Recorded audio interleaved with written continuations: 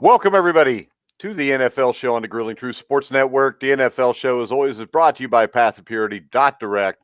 Make sure you check them out for the highest quality CBD on the market right now. If you go to PathOfPurity.direct, you get 2 months for the price of one. So it's $75 for 2 months. You're not going to get a better deal than that. Also, it's just a tablet you put underneath your tongue. It dissolves, goes immediately into your bloodstream, and then time releases over the next 12 hours. Today, we have Sam Teets. How you doing, Sam? I'm doing great, Mike. How about you? And we're going to look at Sam's mock draft. Let's check it out, Sam. Let's go to the top. Now, I saw some mock drafts today that had, like, quarterbacks going with the first 4 picks after a trade. Yeah, I did too. There were a couple mocks actually taken out that had quarterbacks going 1, 2, 3, and 4, but that's never happened before. And I have a hard time believing it's going to happen now because there are some serious flaws to these quarterbacks. I don't think you're going to get 1, 2, 3, 4. Yeah, but you know what? There's at least 1 or 2 guys with serious flaws that's picked way ahead of where he should be every year. That's true. I mean, and Jordan Love was a first-round pick last year. Let's remember that. So there's always a chance. Dwayne Haskins, Daniel Jones were first-round picks too. So we can't rule it out. All right, number 1, the Jacksonville Jaguars. You got Trevor Lawrence. You call him a generational talent, which he's not, because you then put that he's far from perfect. Every quarterback's far from perfect. I mean, every prospect, there's never any perfect prospect. Joe Burrow, Andrew Luck, John Elway. I don't think Joe Burrow was a perfect prospect. What is Joe Burrow's issue? I don't think he has the arm strength as much arm strength as Andrew Luck coming out of college. I don't think the arm strength really matters. I mean, not that much because he has enough arm strength. I think arm strength is one of the most overrated things in the world. I mean, there's not many passes thrown more than 40 yards down the field, are there? No, that's fair. So, all right. So you admit you're wrong. That's a good way to start the show. Now, is there any concern here that maybe it'll be Justin Fields since it's Urban Meyer as the head coach now in Jacksonville? If it's Justin Fields, you might as well just burn down the stadium and call it a day. Move to London already, because if it's Justin Fields, you're short-circuiting your rebuilding process before it even begins. There's got to be Trevor Lawrence here. I think Urban Meyer knows that. He's not going to be dumb enough to pick Justin Fields first overall. All right, next up, number 2, the New York Jets, Penei Sewell, which means you either think that there's going to be a trade for the Jets or they're going with Sam Darnold. Yeah, I think they're going to stick with Sam Darnold. And, I mean, realistically, I think Zach Wilson could be a better quarterback than Darnold, but we don't really know that. And right now, you're missing an opportunity to get bookend tackles for the next 10 years potentially. I'd be willing to roll 1 more year with Darnold and see what happens there, because there's going to be quarterbacks available next year in free agency and stuff like that. I would much rather wait 1 year and see what happens than roll the dice on Zach Wilson, who I know you like, but I do think taking the tackle here is maybe a safer move when you're starting over in New York. I like Zach Wilson. I think he might be the best quarterback in this draft. I don't know that there's any quarterback that should be the number 1 pick. I think Jacksonville has to pick number 1 just because of need. I would prefer Zach Wilson over Trevor Lawrence. The other question here with Sewell, though, is wouldn't you be drafting back-to-back left tackles? You would, but I think the idea is that you would move one of them to right tackle, preferably Sewell, I think, because Becton's proven that he can stay on the left side, and he's got greater size. Sewell, again, it comes down to, do you believe he can play right tackle? I think there's no reason he can't play right tackle. He was great at Oregon. He only allowed 2 sacks during his entire time there, so I think you could play him at right tackle and be okay with that. And again, there's no pure right tackle in this class that I would consider taking this high. I don't think there's anything that exists. It's a pure right tackle or left tackle anymore. I think football is so much different. The ball goes out so much quicker that I really think the positions are interchangeable nowadays. Well, that's good news if you're the New York Jets. And Sewell also, if he ever for some reason fails at a tackle position, he's got the size, he's got the build, he should be able to move in and play guard. So that's kind of a backstop there in case something goes wrong. Yeah, but you can't have a backstop with the number 2 pick. I mean, no, you shouldn't have to. He may be able to play somebody someplace else, but if he's not playing tackle, then you screwed up. Same thing if Becton's not. Number 3, the San Francisco 49ers. You got him trading with the Miami Dolphins and picking Zach Wilson. Yeah, I think this is a situation where whatever you throw together in this trade package, I didn't come up with one. But if you were to have the 49ers move up here, this is them clearly saying they think that Zach Wilson, who you like a lot, is better than Jimmy Garoppolo. Garoppolo has a contract that you can fairly easily get rid of without much repercussion. And the 49ers are going to have a very good team this year. If you trade to get Wilson, you're saying basically we need to upgrade here. We've seen the Rams try to upgrade and move on from Goff. We already know that the Seahawks have Russell Wilson, who's very good. I think you have to make a play for the 49ers to upgrade that quarterback position a little bit. How about this? I don't know that any of the quarterbacks in this draft are better than Jimmy Garoppolo, but what I do know is we never see Jimmy Garoppolo play a whole season, hardly ever. No. He has one 16-game season, I think, and 16 games combined during the rest of the seasons when he's had starting time. So it's not. I mean, we talk about Carson Wentz having injury issues. No, Jimmy Garoppolo has injury issues. They both have injury issues. But and the thing is this, if I believe Jimmy Garoppolo is healthy, I would just draft one of the wide receivers to give him another weapon. But like I said, there's too many concerns there. Number 40, Atlanta Falcons, Justin Fields. Do you think that they will trade Matt Ryan? Because there has been some birds chirping that they may. I think he's going to be there for one more year. But I believe after 2021, all bets are off. I think him and Julio Jones will be there one more year, get one new season with the new head coach. And if things just don't work out, which I don't think they will, given their division they're in and the conference they're in, that I think things are going to go south very quickly. Matt Ryan will be out of there. Julio Jones will be out of there even faster. I think that this is a situation where Justin Fields is probably going to sit for a year just because the quarterbacks in next year's class, not nearly as deep as this year. And who are you thinking about? You look forward to next year, maybe it's Desmond Ridder, Sam Howell, Gideon Slovis. Those are probably the guys. I don't think that's nearly as good of a quarterback class as this one. So you might want to take one now if you have a shot. Otherwise, you're going to be looking at not having a QB next year potentially, or not having a QB beyond the future. I've got no problem with taking a quarterback here. I think that Justin Fields is a huge reach at 4. But my other issue is if you're picking a quarterback at 4, he should be your starter. And if you've got Matt Ryan, you can still get a lot for Matt Ryan. Why wouldn't you just go ahead and do it? That's the issue, though, because do you think Atlanta's going to win anything here in the next 3 or 4 years? I don't think they will. Put it like this. What if they do? What if Matt Ryan has a great year next year and they go 12-4? Then you're sitting with Justin Fields and Matt Ryan. Matt Ryan's still good, and you just wasted a pick with Justin Fields.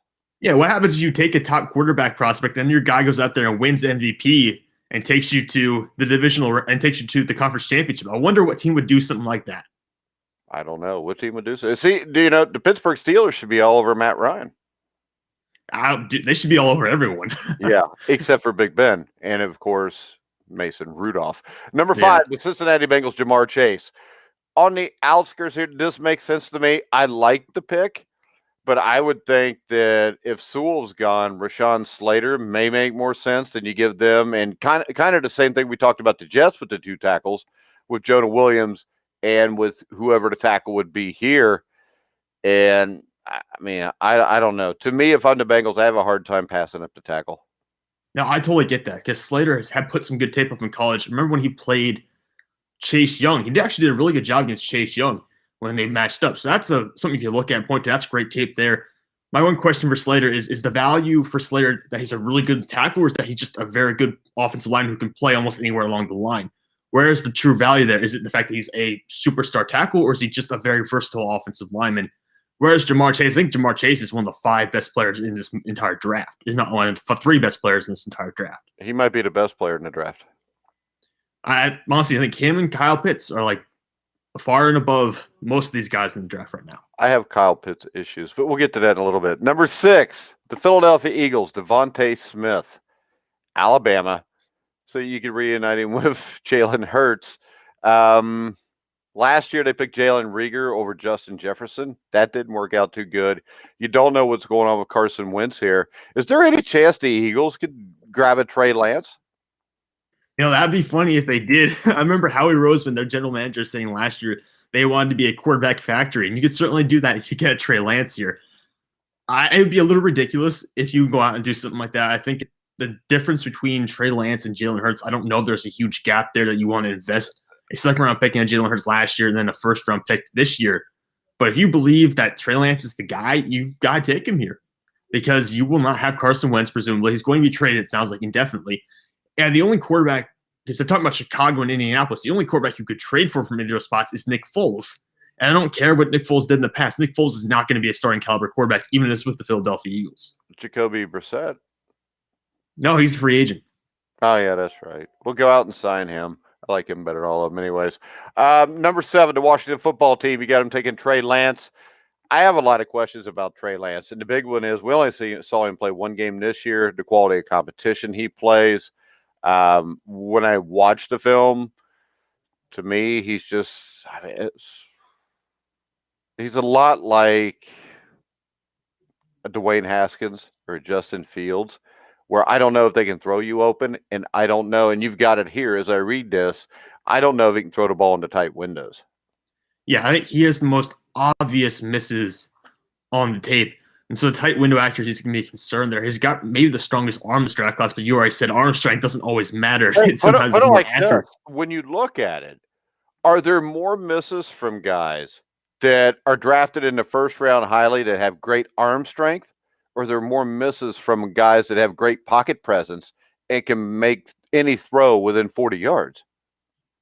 Much more misses on the arm strength because those guys sometimes never develop. Arm strength to me is kind of like a wide receiver that runs a 4.2 or 4.3 40. Like a Henry Ruggs we saw last year. Yeah, I mean, if you can't run a route and you can just run straight down the field, you're not really worth the first pick. And Washington, the Redskins, as I like to call them because that's their name, also re-signed the quarterback from the playoffs too. What was his name again? Taylor Heineke. Yeah. So, I mean, I would trust Heineke before I would Lance. Yeah, they just signed Taylor Heineke today, so I didn't know that when this mock came out. But, I mean, yeah, you saw what Heineke did. I don't want to go into next year saying Heineke's the guy off of one football game, but Trey Lance is a flawed prospect right now. We'll see what works out there. I don't. You there?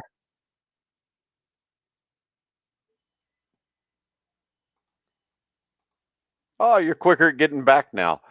Number 8, the Carolina Panthers, Rashawn Slater. I guess that would be to, since they're going to lose a tackle, they're going to try to gain a tackle.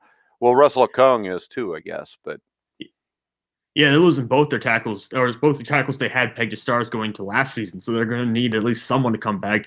I would assume they're going to potentially franchise tag Moton, and he's the right tackle. You get Slater can play him at left tackle then. So you have 2 bookend tackles there. They're still working out the quarterback. Obviously, they've tried to trade Teddy Bridgewater this offseason. They've inquired about guys like Deshaun Watson. But you're not going to get the quarterback in the future who's going to surpass Teddy Bridgewater here at 8. The safer pick is probably to go offensive tackle or the other guy who I had in the first mock, Micah Parsons. All right, next up, number 9, the Denver Broncos, Patrick Surtain. I think it's an all right pick. I think it may be a little higher than what he should be picked. Yeah, I'm not against you on that. The corners in this draft class really confused me. I'll give you that. Caleb Farley, Surtain, and then J.C. Horn are all very close to me. Horn is more of a zone corner, while Surtain and Farley are more man coverage corners. So it all depends on what you're looking for. I'm pretty sure last time I checked, Denver focuses more on man coverage schemes than on zone. So someone like Surtain, who is more NFL ready than the guy like Caleb Farley, who sat out this past year, makes some sense to me. But drafting a corner at 9 is a little high. I admit that. I'd rather have a corner that's a man guy than a zone guy. I think you can teach a guy to be a zone guy, but it's really hard to teach a zone guy to be a man guy. And usually the reason the zone guy's a zone guy is because he can't play man, so they have to play zone. Yeah, that's why I have J.C. Horn much further down compared to Farley or Surtain. All right, number 10, the Dallas Cowboys, Caleb Farley from Virginia Tech. The guy's a great athlete, but I don't think he's worth the 10th pick. I think Dallas, if I'm Dallas, I would do the Kyle Pitts thing here. Yeah, take Kyle. I mean, then you got so many weapons because you got Amari Cooper. You're going to have CeeDee Lamb's going to be a Pro Bowler at some point in time. Add Kyle Pitts to that lineup. You will have all the weapons. You just need to sign a quarterback thing because Dak Prescott's a free agent. And also, I would think if I was the Cowboys before Pitts even, I would probably take Darashall. Yeah, I had that in mock 1. And again, it comes down to what you're going to do with Tyron Smith's contract. You have a lot of money invested in him right now. If you can get out from under that, I understand taking a tackle, but otherwise it's going to be a lot of money invested in an offensive line that's not playing very well. All right, number 11, the New York Giants, Kyle Pitts. Kind of a wasted pick with Daniel Jones trying to get him the ball. But Kyle Pitts, I think, is a great athlete. I disagree here. I don't think he's a very good run blocker. I don't think he's great on getting separation from guys that are actually physical enough to play against him. The separation I saw when he played was against guys that just physically could not run with him. So I have some questions about him. I think he's definitely a top 10 pick. I think he's definitely one of the 10 best players in the draft. I think he will have a great career as long as he goes to the right place. So you got Kyle Pitts at 11 with the Giants. Yeah, and Kyle Pitts is that athletic freak with 6'6". He's 6'6", 246 pounds, and he did block better on tape than I expected him to. From what I've been reading, what I thought from watching games, that he was just a larger wide receiver, but he had more impact in the running game than I expected. And yeah, there might be some concerns there with the separation, but again, 6'6", who are you putting on him? You can't put a slot corner on him. Most linebackers can't keep up with him speed-wise, and neither can safeties. So it's a mismatch because I don't know who you're going to put on him, where he's just not going to be able to run away from them or jump over top of them. Levante David. That's probably the right answer. Levante David, maybe Bobby Wagner. Number 12, the Miami Dolphins, Jalen Waddle. I think Waddle's an interesting guy. He's a guy that could be the best receiver of this group, or he could be a guy that could be a complete bust. Yeah, he could be, like I said, the best receiver, or it could be Henry Ruggs 2.0. That's really the concern here with me, is that he's I think he's better than Ruggs, though. Yeah, I think he can do. I think he can run more routes than Ruggs. I think he's got a more complete route tree right now. My concern is that it's very, very traitsy based, very based on the speed and athleticism, and that doesn't always translate to being a star wide receiver in the NFL level. So I'm a little worried about that. But like I said, he's got more routes than Ruggs at this point. He kind of glides over the field a bit more than Ruggs. So I like what he's done. I think he's more diverse than him. It's just a question of, we didn't get to see a full season of him being a star in college, so I don't really know how he stacks up compared to some of the guys we've seen full, complete seasons from. All right, number 13, the Los Angeles Chargers, Christian Darrisaw. This is a guy from Virginia Tech that I think might be better than the two guys that everybody talks about all the time. I think this would be a great pick because the Chargers definitely need to upgrade the offensive line. Yeah, I think Sam Tevi was their starting left tackle last year, so they need big help in that offensive line right now. And Darrisaw, and you said it yourself, he might be the best offensive tackle in this draft class. I don't disagree there, because this is a guy who's a pure offensive tackle. He's got all the power. He's got incredible balance, and he had to move around a little bit more than some of the other players who I talked about in Virginia Tech's offense. So I love what Darrisaw is right now, and I think he's going to get even better. But plug and play left tackle from day one really helps protect Justin Herbert as he continues to develop back there. All right, number 14, the Minnesota Vikings, Kwity Paye, edge rusher from Michigan. And they definitely need some help on defense now. The Vikings have got old, lost some guys. I think Paye is way too high here at 14 now. Really? So is there an edge rusher you would take above him? No, I don't think there's any great edge rushers here. Plus, his name's Kwity. I'm telling you, it does matter what your name is if you're going to be a superstar. I mean, come on. Rob Gronkowski. I mean, that guy is going to be a stud. Tom Brady sounds like a great quarterback. Yeah, I don't. Hey, wait. Let's go farther. Mitchell Trubisky. Hey, that's the compliment. Anyone named Mitchell. Blaine Gabbert. I mean, when you look at it, if you look at the list of the 10 greatest quarterbacks that ever lived, they sound like the greatest quarterbacks that ever lived. Kwity Paye sounds like, like a country singer. About Blake Bortles. Yep, exactly. See, Blake Bortles. Now, Deshaun Watson sounds like a stud. Trevor Lawrence sounds like a stud. Joe Burrow sounds like a great quarterback. And maybe you're onto something with the names there. I don't know. I think Paye's still developing. I'll admit that. But I think he's really good in the run game. He's not going to be a 10-sack per year guy, but you're pairing him up with Danielle Hunter here for Minnesota. And I'll be honest, there's not a ton of other guys on the board. Like Micah Parsons is there. Obviously, who's probably a better defensive prospect. That's who you already have that position filled. Yeah, I don't care if that position. How can you already have it filled? There's more than one linebacker. I think the scheme they're running, they only have Eric Kendricks in the middle. I can check that again, though. You can change your scheme. I mean, a lot of times your scheme's going to be run depending on the players you have, too, though. I suppose. I think you could take Parsons there, too. I mean, Parsons, you can make the argument of him being one of the maybe top 5 or 6 best players in this draft, actually. It's just a concern about some of the character issues.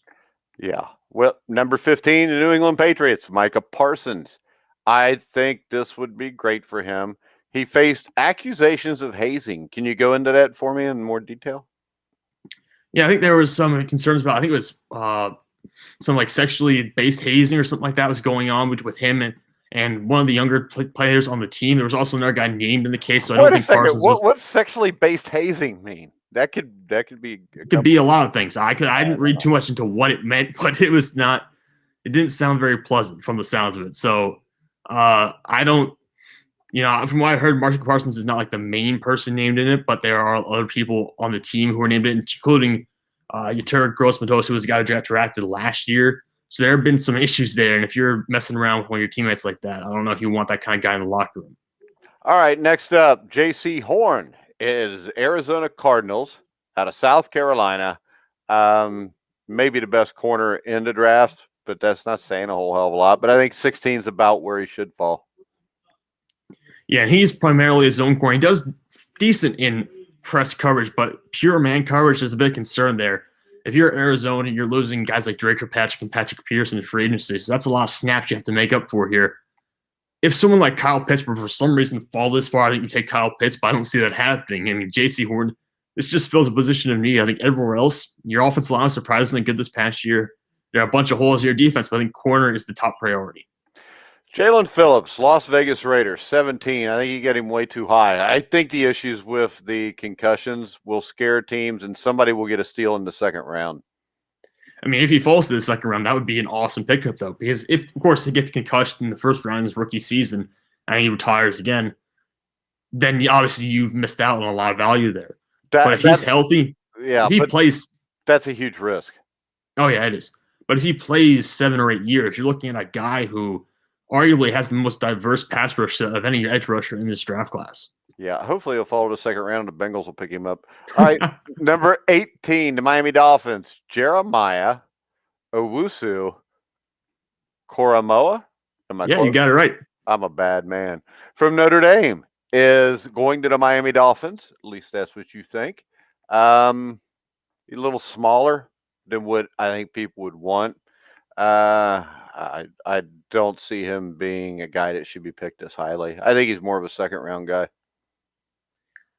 Yeah, I think he's going to go in the first round regardless because he's shown proficiency in basically playing like a third safety role on some teams, being able to go over to the slot and kind of cover there. And you're putting him alongside Kyle Van Noy, another versatile linebacker, which is why I kind of have him go into Miami because of the things he can do. But if you're looking for a pure linebacker prospect, you just want to line up in the middle and know he can deal with offensive linemen. Who knows, you can go out and just hit guys who are trying to block and get around them fairly easily. Zavin Collins is probably the more pure linebacker prospect here. Yeah, I think Collins is the better linebacker. I don't want a hybrid guy picked 18th unless he's really special. Number 19, the Detroit Lions, Kadarius Toney, wide receiver out of Florida. Yeah, and Toney is not a finished product yet. We saw him developing a lot with Florida this past year. But what's attractive to him is you put him in a diverse offensive scheme, you can do a lot of things with him. This is the kind of guy who you can line up in the backfield. He'll be a return man for you. He can be a top playmaker for you on the outside. And we didn't see him run very many deep routes, but he has the speed and athleticism to get deep. And part of the reason maybe he didn't run those routes is because Kyle Trask doesn't have the strongest arm. And he was mainly more proficient on the short to mid-level throws anyways. But I think at the NFL level with Jared Goff, who, again, is not the most ideal quarterback in the world, but still a good quarterback, you'll see Toney's route tree expand deeper a little bit. I think this guy is a first-round pick, but probably not a – there's some probably controversies about him going this high. He should not be that high. I think it's a late second, early third round. Really, that low? Yeah, I mean, mechanically, I don't think he's very good. And most of those guys, when they're coming out of college, if they're mechanically not very good, they don't develop into being really good. All right. Because you've been taught since you were 10 years old how to run the routes. If you ain't figured it out by the time you're 22 or 23, I would have concerns with drafting him in the first round. Next up, Jalen Mayfield, offensive tackle out of Michigan. This has to be the best tackle draft we've seen in a long time. Oh, yeah, or easily one of the deepest ones. We're talking about in this mock, I forget how many I have, but I think I'm going to have 7 or 8 tackles going in the first round. You probably won't get that many. You'll probably get closer to 5 or 6 in the real draft. But the guys who are going to fall to the second round are still going to be very good. This is going to be a great tackle class, which the NFL desperately needs that influx of offensive line talent. And Mayfield right now projects more as a right tackle than a left tackle in the NFL, but you could see him switch over in emergency situations. I think he's that good of an athlete. The concern here is it's a very small sample size, fewer than 20 starts, but he has all the physical traits, and he played fairly well during his time at Michigan. How about this, though? The way Matt Nagy runs his offense, I don't think Jalen Mayfield fits as well here as he would somewhere else. I think Jalen Mayfield fits an offense like he got in San Francisco. More of a zone blocking scheme? Yeah. I think he's very good mobily side to side. And I just don't, unless the Bears are going to change the way they run their offense, I think Mayfield can be a success there, but I don't know if he'll be as successful there as he could be in other places. I mean, that's fair. The Bears have a need here, but I have two tackles back-to-back here, and Jalen Mayfield and Sam Cosmi, who I think belong in the first round. I just don't know where to put them necessarily. It was hard finding the best fits for these two guys. All right, Indianapolis Colts, Samuel Cosmi. With Anthony Costanzo retiring, they've got to fill that void. They could use a wide receiver. They could use some defensive help. But I think this is the most important position for them to fill right now with Costanzo retiring. Yeah, it absolutely is. And the question is, do you view Sam Cosmi as a right tackle or a left tackle? Because he's played more left tackle.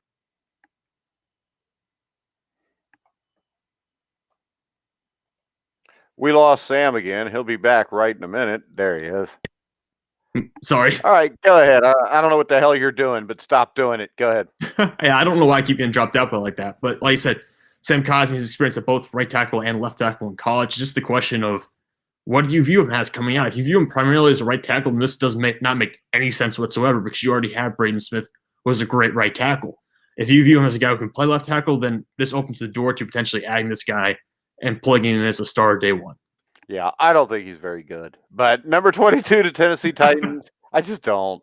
Gregory Rousseau, edge rusher out of Miami. Yeah, and Rousseau is still developing as well, but this is a guy who's 6'7", 265 pounds with long arms, very good against the run. And we saw the production in 2019, 54 tackles, 19.5 tackles for loss, and 15.5 sacks in 13 games. The Titans have a huge need at edge rusher right now. They only had 19 sacks this past season.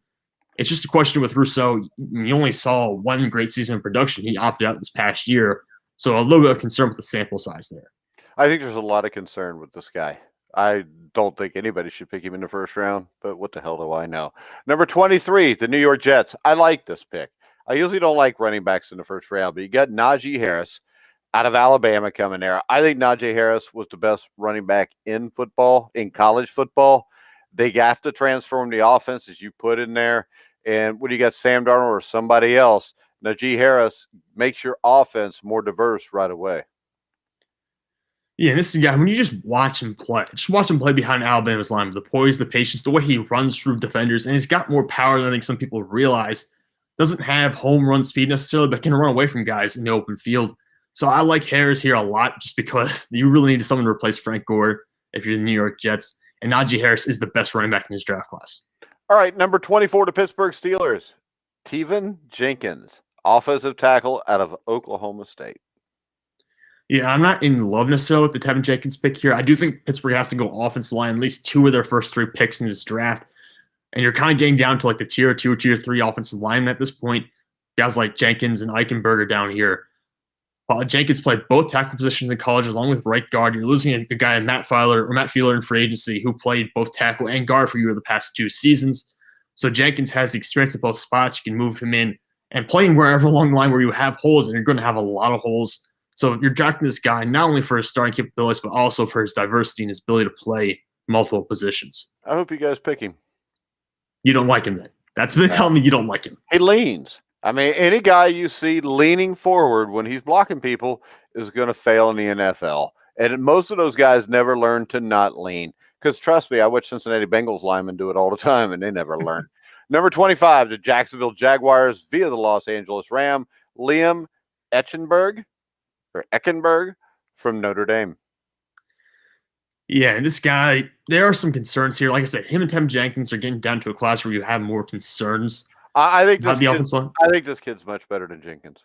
Yeah, I think he's more polished because he's been there. He's been there much longer. I think he played his tackle for his position much longer at Notre Dame, developed much more in the past couple of years, and you can watch that development year to year.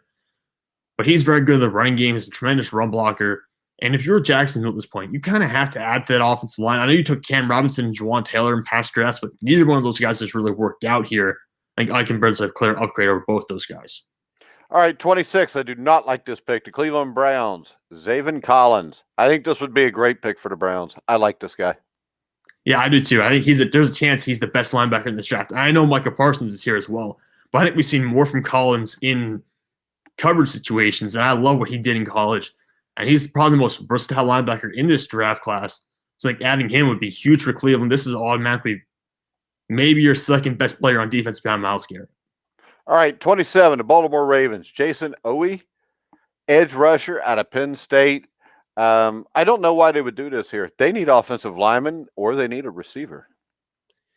Well, they need offensive linemen, especially now because Orlando Brown Jr., who played left tackle for them this past year in place of Ronnie Stanley, has requested a trade. So that was, again, that happened today after I posted this mock. I think that changes a lot. You have to trade him. It does not. Just don't make excuses. Yeah, I think. Well, you can switch it back to Tucker from USC if you want. I will in future draft. I think Vera Tucker would be a tremendous pick. I love Vera Tucker. He's one of the best. Let me put it this way. I've got guys ranked ahead of Vera Tucker in this draft on this mock board who I think will be worse than him or have the chance to fail much more than him. I think Vera Tucker will be a hit no matter where he plays. It's just a question of, is he a guard, is he a tackle? All right. Number 28, the New Orleans Saints, Nick Bolton, linebacker out of Missouri. I believe this is the legendary singer Michael Bolton's son. No idea who that is. Not even going to lie. But Nick Bolton is you know who Michael Bolton is? No idea. Really? Yeah. Damn. I was saying Nick Bolton, a great downhill linebacker here. There are some questions in coverage, but he does all right in zone. You're just not going to get a ton out of him in man coverage, so it depends on what you're asking from him. But he's tremendous power downhill, and you put him next to Demario Davis. I think that'd be a great combination to have those two there. The question really to me is Zach Bond on the air side. I don't really know if he's going to develop into anything. All right, number 29, the Green Bay Packers is Asante Samuel, cornerback, Florida State for the Green Bay Packers. Yeah, as you put in here, you never have any idea what the Packers are going to do because they don't either. No, they don't. They kind of just throw darts at a dartboard on draft night and see what hits. Asante Samuel Jr., they're concerned about his size here. Again, he's only 184 pounds, so tackling is going to be maybe a bit of an issue for him against larger players. But he's tremendous in man coverage. He's one of the best man coverage corners here on this draft board. I know people talking about him potentially just being a slot guy, but I don't think he's just going to be a slot guy. I think he can move outside. And let me put it this way. He will be better than Kevin King was for Green Bay this past year. And Kevin King started most of their games opposite Jair Alexander. And you want to have Asante Samuel there at the number 2 spot because King's a free agent. All right, number 30, Elijah Vera Tucker, offensive lineman out of USC for the Buffalo Bills. I think this would be a great pick for the Bills. Yeah, you didn't get much interior push from that offensive line this year, so you can bring Vera Tucker in. It can really help the run game out, which is a huge issue, even with Zach Moss, who didn't add that much in the run game compared to what people are talking about. So you get someone who can help out in the run game on the interior, and you know what? He has tackle position. He started at left tackle at USC. He's got that experience. I know that one of the tackles for Buffalo is a free agent this year. So if you have to move him outside the tackle, he has that experience. And I think he could play tackle in the league, although he'd be much more better at guard, much more stellar at guard. All right, 31, the Kansas City Chiefs, Rashad Bateman, wide receiver out of Minnesota. Why would they want to do that? Look, this is a team that only drafts offense. Unless you draft an offensive lineman here, which at this point most but of the maybe they learned their lesson this year. They won't. I know. They'll take an arm receiver. Yeah. And I will say this. I believe that as long as Andy Reid's there, they'll never win another Super Bowl. We're back to the you don't like. Well, you never liked Andy Reid that much to begin with, but well, and I think he proved me right. I think the one time he won the Super Bowl is when he played against a coach that shit his pants more than he did. See, you were avoiding saying a lot of negative stuff about Andy Reid for maybe like the past 12 months, and now we hit to this point. What I said the past 12 months is this: he is one of the most innovative offensive coaches that I have ever seen. You've never heard me say, I think Andy Reid is a hell of a football coach. I think he is a great offensive coach. But I think how many conference championship games has he been to? Like 40? And he's been to 2 Super Bowls or 3 Super Bowls?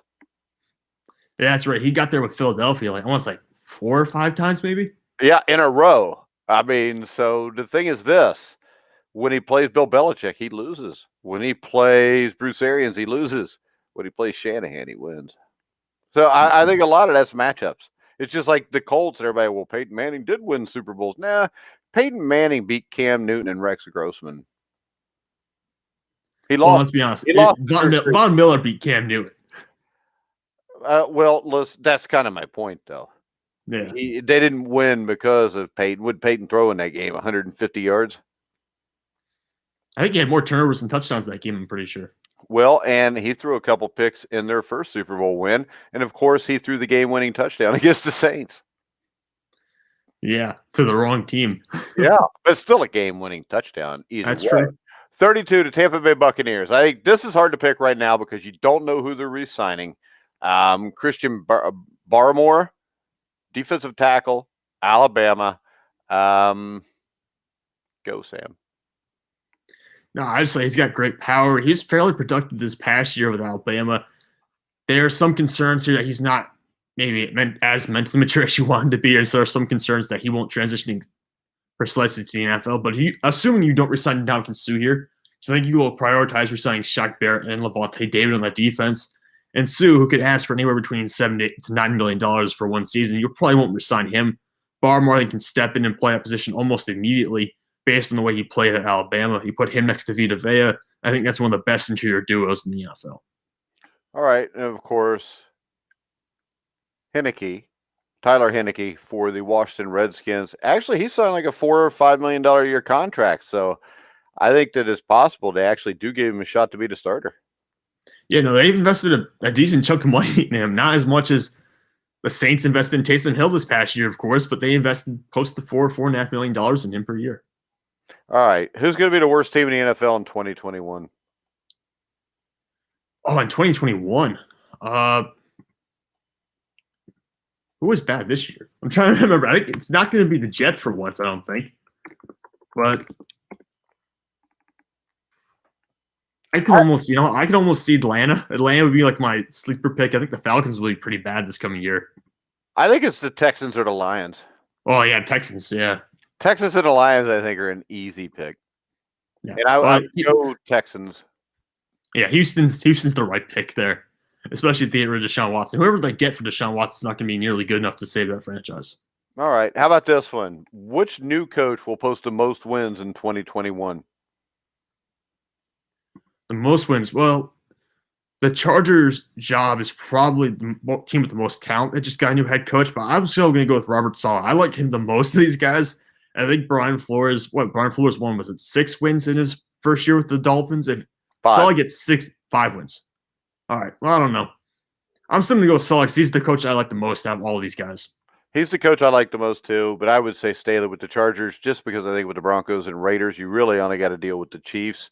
I think the Chargers do have talent. So I'm going to go Chargers, but I could see the Jets because I really like Robert Saleh. All right, give me this. What's your early Super Bowl 56 pick? That's very early. I am almost tempted to say Chiefs Bucks again, but let me see. I got to think about this for a brief second. Looking at the NFC, the Saints don't matter anymore. No one in the NFC East ever mattered to begin with. I'm going to say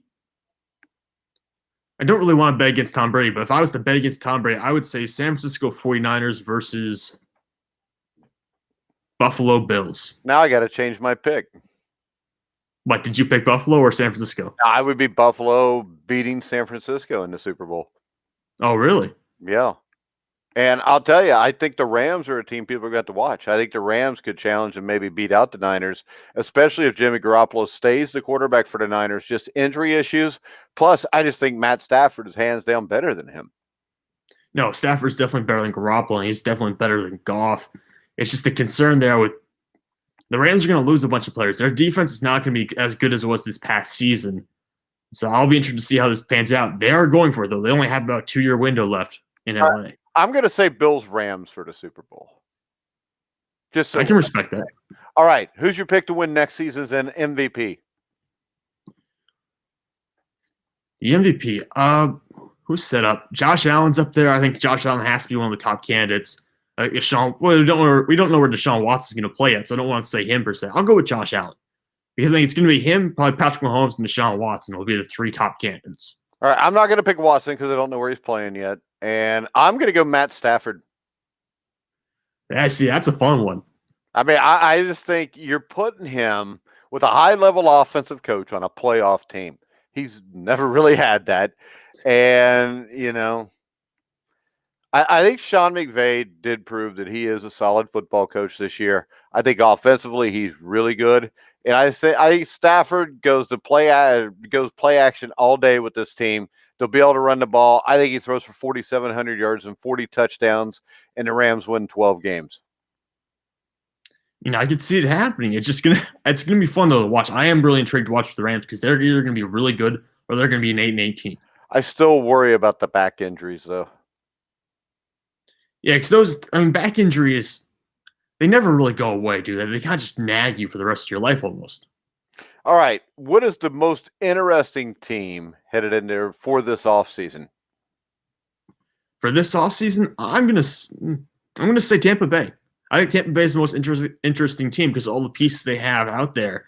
Talk about Gronk, Leonard Fournette, Antonio Brown, Chris Godwin on offense. Defensively, I talked about Shaq Barrett, Levante David, and Dominican Seuss. I think it's going to be interesting to see how many those guys they resign. Because if they only keep 2 of them, then I don't think there's any chance they're going to win the Super Bowl next year. But they keep most of those guys. You're not even running back. All right. To me, I'm going to go Saints. I mean, Drew Brees is going to retire, especially since they restructured his contract. And I saw these Saints fans on their message boards excited because they thought he was coming back. But I think that means they re-sign Jameis Winston. And I'm really interested to see if they do re-sign Winston, how good Winston can be with that much talent around him, and if he can limit the interceptions to under 20. Because under 20 interceptions with this Saints talent, they're probably going to win 11 games. Well, and the best throw by New Orleans Saints quarterback in that divisional round against the Tampa Bay Buccaneers was the Jameis Winston play where he threw a touchdown. I almost feel like Jameis Winston should have started the second half of that game because of the way Drew Brees was playing. So I think Jameis Winston will have some success there. And we saw it even with Tampa Bay. I mean, he threw for, 33 touchdowns with 30 interceptions, but 33 touchdowns. This guy can throw. He can be a good quarterback in the NFL. Again, it's just the decision-making process, though. Can you fix that? And I think another team that'll be really interesting is the New England Patriots. We saw what Tom Brady is capable of doing without Belichick. Belichick spoke publicly earlier in the year about the extent to which the team was hamstrung financially in 2020. Those excuses are kind of out the window now. So now it's time for Bill Belichick to put up or shut up. Am I right or wrong? No, you're right. And they got Stephon Gilmore on that roster. They might trade away Devin McCourtney, who I know they kept around for a long time, but they might have kept him too long at this point. It's usually Bill Belichick's way of doing things. So you trade veterans away before they lose all their trade value. So maybe Devin McCourtney's out the window as well. And suddenly you're in a spot where you're looking at a totally different team. I've got cap space to sign guys. I'm very interested to see how the Patriots get better because they absolutely have to get better. They have to add receivers and tight ends this offseason. Otherwise, they're just going to run back and be the same team they were this year. All right. Out of teams that didn't make it to the divisional playoff round, anything before, either not make it or lose it in the wild card, right now you had a little bit of time to think about it. We talked about it the other day on our Super Bowl recap show. Who would be your surprise Super Bowl team that didn't even make it to the divisional playoff round?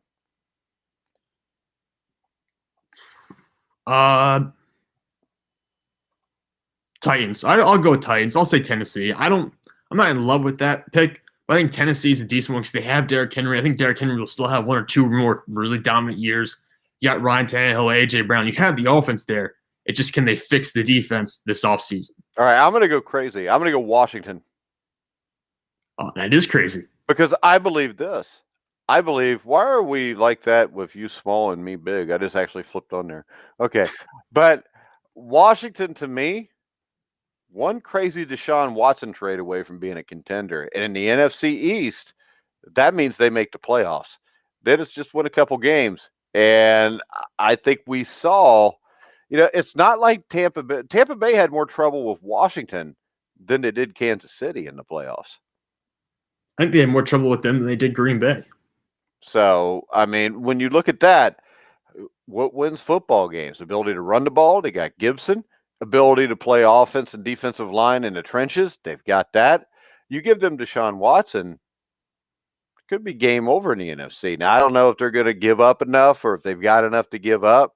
Maybe they have to give up. But defensive line-wise, they're extraordinarily good. Ron Rivera, I think, is a solid football coach. You throw Deshaun Watson in there, all of a sudden things change. When you throw Deshaun Watson there, you might sweep your division. I mean, you're talking about games against. You might all of a sudden be an 11 or 12 win football team in Washington. Wait, that's probably 6 easy wins right there. Even if you lose one, you're 5-1 in your own division. I think Deshaun Watson in any team probably makes him a playoff contender. See, except for Houston, obviously. You got to think outside the box, Sam. I know. Apparently, I'm not. I'm not thinking big enough. Well, I'm just saying. Why would I haven't heard that they were even interested in Watson? Have you?